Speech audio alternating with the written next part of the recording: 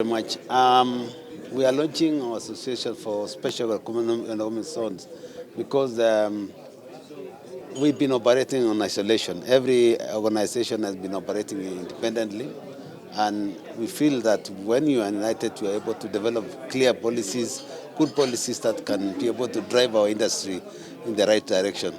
So that's why we came up, we said, let's have an association whereby the authority will not be listening to an individual. Authority will be reaching to the association and be able to drive policies for the whole association together in one way. The act was the problem initially, and I'm happy that the government has already been able to come up with an act that is able to operate the special economy in the right direction. The other issue is infrastructure, which had been a big challenge because you find that other areas where we have no accessible to infrastructure, and we want to operate the special economic zone to reach the value addition products that are able to help the special economic zone to get value addition products from the farmers and all these. Like the one in Eldoret, which was started initially, they had the challenge of roads, they had the challenge of water, which the government is supposed to provide anyway. The electricity, which is supposed to be provided by. But I want to say that the government has done much right now that is able to enable us now to operate smoothly. Most of the areas have been covered now with electricity. Most of the areas have been operated, transport has been, infrastructure has been built.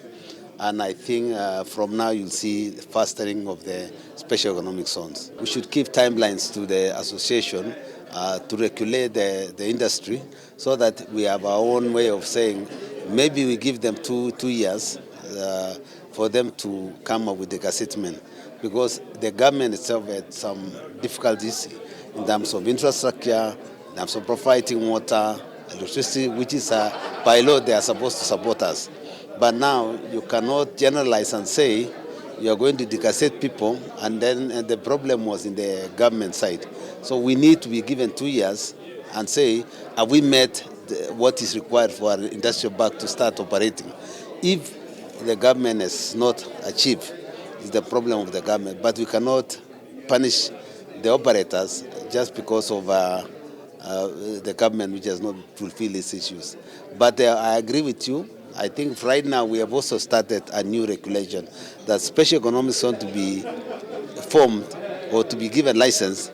There are measures which the government has come up with, very strong measures, which now enables people now to meet the thresholds that enable you to operate, like finance, which is a very key issue.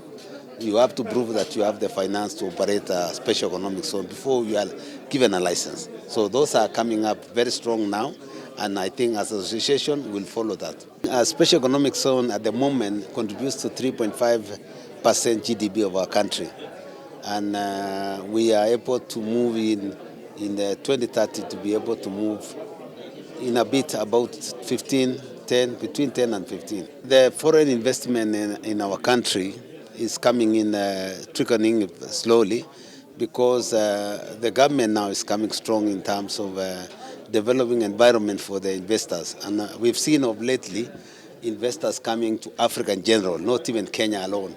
There are people from Europe, from America, from China. They are moving in the country, and everybody is looking for an opportunity, because there are a lot of opportunities in this country which has not been tapped.